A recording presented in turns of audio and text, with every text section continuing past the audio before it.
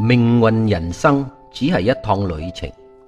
係我哋喺生活中嘅經歷、體會同領悟嘅過程。佢就猶如一趟只有前進冇後退而開向墳墓嘅列車。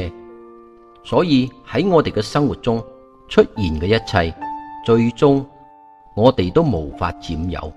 因為我哋只不過係時間嘅過客，只能享受當中嘅經歷、體會同領悟嘅過程。總有一日，我哋會同所有嘅一切道別。咁到底命運人生與我哋喺生活中嘅經歷、體會同領悟嘅過程，潛藏住乜嘢奧妙嘅關係？命與人生嘅經歷潛藏住乜嘢含義同奧妙嘅關係？對我哋做人有乜嘢啟示？命嘅含義代表住人生嘅開始同人生嘅一切，由我哋前世所做嘅選擇累積嘅因果所形成，當中潛藏住一場場嘅經歷，注定咗你係邊個嘅定律，同只有前進而冇後退嘅規則。同樣喺我哋嘅生活中，每一次嘅經歷，無論係發生乜嘢事情，佢都係由我哋之前所做咗嘅選擇累積而造成，而當中同樣潛藏住注定嘅定律，形成咗無法改變嘅定局。喺人生嘅經歷中，好多時候做人都係因為缺乏咗勇於承擔同面對嘅勇氣，造成每日生活喺人生嘅十字路口，尋尋覓覓，受住痛苦嘅煎熬，錯失咗好多人生嘅機會，令人生無法成長，最終遺憾一生。所以命同人生嘅經歷，正正啟示住我哋做人喺生活中，無論經歷乜嘢事情，同面對點樣嘅挫折、困難或障礙，及有幾咁不如意，由於呢啲一切都係自己所做嘅選擇而形成，同時已經係一個無法改變嘅定局，所以我哋唔可以抱怨。而當中佢潛藏住只有前進而冇後退嘅規則，係下一個經歷嘅開始，所以我哋更加唔可以退縮。我哋要輕鬆咁處理同解決喺生活中每一次嘅經歷，活得人生中嘅成長。我哋就必須要擁有面對人生嘅正面心態，同勇於承擔嘅勇氣，放下一切嘅不如意，坦然咁面對，向往住理想人生同目標方向前進。咁命運與人生嘅體會又潛藏住乜嘢含義同奧妙嘅關係？對我哋做人又有乜嘢啟示？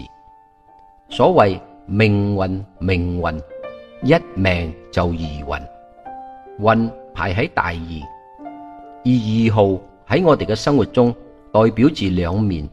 呈現咗選擇，而我哋嘅人生只不過係一個個選擇而累積嘅過程。目前你所過嘅生活好或唔好，都係由你之前喺人生中每一次嘅經歷體會咗之後所做咗嘅各種抉擇，對或錯所造成。選擇對咗就代表住好運，選擇錯咗就代表唔好運嘅意思。就係咁而呈現咗人生命好不如運好，所以運中嘅含義正啟示住我哋喺人生中要行好運，每一次嘅選擇都好重要。只要選擇唔對，努力將會白費。所以人生中嘅選擇比努力更加重要。咁我哋要如何正能夠喺人生中所做出嘅選擇，都係帶領住我哋向往心中理想美好人生嘅抉擇。由於人每次接觸事情經歷嘅體會中，內心都會產生各種痛苦同快樂嘅感受，而呢啲痛苦同快樂嘅感受，正係人推動力嘅泉源，亦係令人做出最終抉擇嘅核心。當人嘅痛苦同快樂嘅感受受到過度嘅刺激，就會造成人嘅情緒失控，或產生得意忘形嘅行為。喺呢種狀態之下，人就會做出各種錯誤嘅抉擇，而破壞自己之前建立嘅各種成功。因為喺生活中，往往當人情緒失控或得意忘形時，所做咗嘅抉擇造成嘅結果，都會係令人遺憾嘅結果。所以命運以人生嘅體會，正正啟示住我哋喺生活中，無論面對發生乜嘢事情，當下你內心中嘅體會有幾咁憤怒同不如意嘅感受，你必須要謹記命運中嘅含義、規律同法則嘅啟示。正在發生嘅一切，都只係人生中一場經歷嘅體會，而事情已經係一個無法改變嘅定局，佢最終都會成為過去。所以首先我哋必須要冷靜，控制好情緒，放下心中體會嘅一切不如意嘅感受，等思維清晰，而知道自己最終想獲得點樣嘅理想結果後，正做抉擇。因為呢種行為將會令我哋每次喺人生嘅經歷、接觸任何事情嘅體會中，幫助我哋做出最佳嘅抉擇，而帶領我哋向往心中理想嘅美好生活。咁到底命運人生而領悟又潛藏住乜嘢含義同奧妙嘅關係？對我哋做人又有乜嘢啟示？我哋嘅生活只不過係一場場經歷同體會而累積嘅過程，喺過程中每個人最終都只係想過幸福快樂嘅生活。所以喺命運人生中，我哋要領悟嘅係點樣做，正可以喺生活中享受幸福快樂嘅生活。我哋要享受幸福快樂嘅生活，就必須要了解乜嘢係人生同人活着嘅意義。人生就係每個當下掌控喺我哋嘅手中所做一切嘅點點滴滴。所以人生每一個當下，我哋所做嘅一切都好重要，因為佢哋嘅累積係創造我哋將來生活好或唔好嘅泉源。而我哋要做好每一個當下，享受幸福快樂嘅生活，就必須要了解人活着嘅意義。咁人活着嘅意義到底係乜嘢？我哋每日不停努力咁活着，又係做啲乜嘢？所謂人生如戲，戲如人生。其實每個人努力咁活着，每時每刻都係喺度扮演住各種各樣嘅角色，例如父親、子女、丈夫、太太、導師、醫生、老闆或員工，同各種各樣嘅角色及人物等等。如果你喺生活中能夠喺每次嘅當下自我醒覺，你應該扮演乜嘢角色，然後做好應做嘅責任同本分，你將能夠享受生活中嘅幸福快樂。相反，如果扮演錯誤嘅角色，將會令你喺人事上產生各種嘅誤會摩擦同衝突，再經過時間嘅累積，就會造成生活中面對嘅各種困難與障礙。例如，有個人佢係一位父親，喺工作上扮演住老闆或主管嘅角色，但係當佢同太太或子女相處時，往往忘記轉換角色，喺不知覺下仍然扮演住老闆或主管嘅角色，以吩咐或命令嘅語氣同佢哋交流。由於佢喺同家人相處嘅時候扮演咗錯誤嘅角色，導致佢忘記咗為人父親應有嘅責任同本分，而忘記咗對家人嘅體諒同包容。呢種情形喺時間嘅累積下，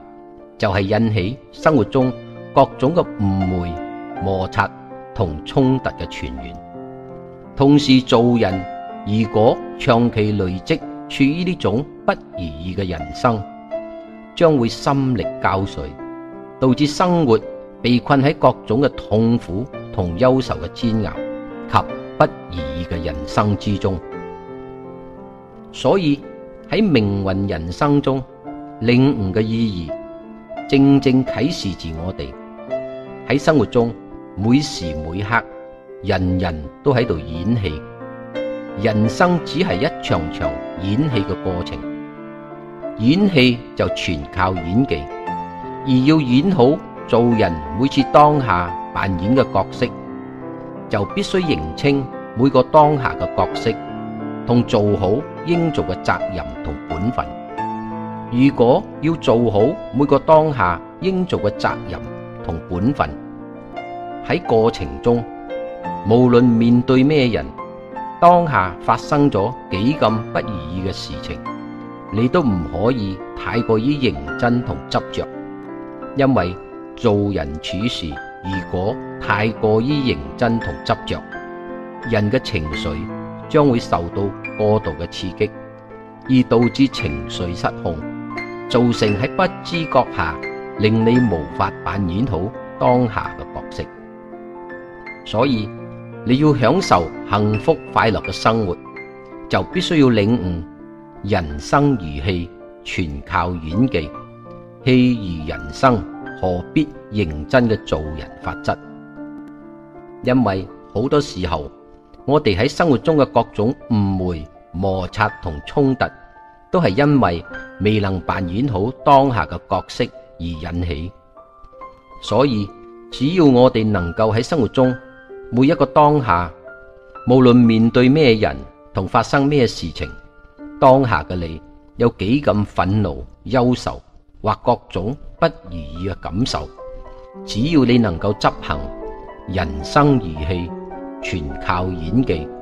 戲如人生，何必認真嘅做人法則，你將會冷靜而控制當下嘅情緒，放下心中一切不如意嘅執着，認清自己當下應該扮演嘅角色，同做好應做嘅責任及本分，而享受生活中嘅幸福快樂。所以做人要生活過得自在，同享受幸福快樂嘅生活，就必須要領悟命運人生呢4個字嘅意義、規律同法則。命運人生嘅意義令我哋知道人生如戲，每個人每時每刻都係喺度扮演住各種各樣嘅角色，佢哋只係我哋生活中嘅經歷、體會同領悟嘅過程，我哋只不過都係時間嘅過客。所以喺生活中，無論面對幾咁不如意，千萬唔可以抱怨同執着。因為做人如果心中牽掛太多，內心就會產生恐懼同憂慮；而執着同要求太多，就會心力交瘁，而令你生活喺痛苦同憂愁嘅煎熬之中。同時做人亦唔可以糾纏喺得失之間，必須學識喺得到時好好咁珍惜，而喺失去時，更加要學識接受同坦然咁告別。因為人生並冇所謂嘅失去，佢只係我哋做人嘅經歷，亦冇所謂嘅得到，佢只係我哋做人嘅體會。而喺經歷同體會嘅過程中，即使再美好，亦只係我哋做人領悟中嘅記憶。一切嘅得失只不過係人生嘅過程，千萬唔好去遺憾，因為做人無論係邊個幾咁富有，最終都係萬般帶不走，唯有業隨身。最後，希望呢個短片可以幫助大家領悟命運人生呢4個字嘅意義，了解佢哋嘅規律同法則，喺享受人生嘅過程中，能夠帶住正面嘅心態，喺每次嘅經歷中，無論面對發生乜嘢事情，都擁有承擔同前進嘅勇氣。當下嘅體會，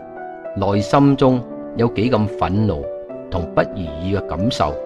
都能夠執行人生如戲，全靠演技。戲如人生，何必認真嘅做人法則？能夠冷靜而控制當下嘅情緒，放下心中一切嘅不如意，認清自己當下應該扮演嘅角色，同做好應做嘅責任同本分，令生活過得自在同充滿力量，享受人生中幸福快樂嘅生活。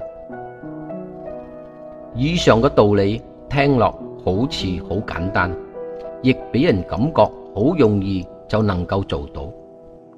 咁點解仍然有咁多人